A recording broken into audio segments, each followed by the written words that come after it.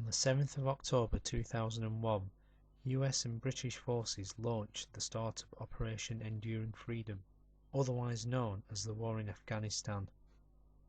However, this wasn't the first time the US had launched an operation in Afghanistan. More importantly, this wasn't the first time the West had dealt with the Taliban. In 1979, the US was at loggerheads with the Soviet Union in a fight for supremacy, otherwise known as the Cold War.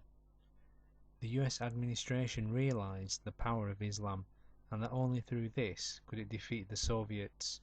It was in this year the US launched Operation Cyclone.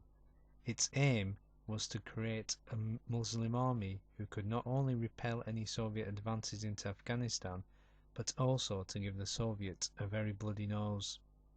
It turned out to be so bloody that some political analysts attribute the Muslim resistance to being the catalyst for the fall of the Soviet Union. So who were the Muslim resistance the US helped to set up? Two words: the Taliban, although then they were called the Mujahideen or Freedom Fighters. The operation was funded by around $600 million per year by both President Carter and then Reagan. This ensured individuals such as Osama bin Laden flourished. It was also the beginning of what we now call militant Islam.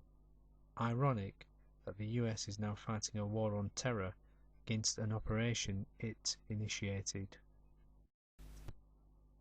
According to the BBC, Al-Qaeda was created in 1989 as Soviet forces withdrew from Afghanistan, and Osama bin Laden and his colleagues, wishing to continue what the US had created, began looking for new jihads.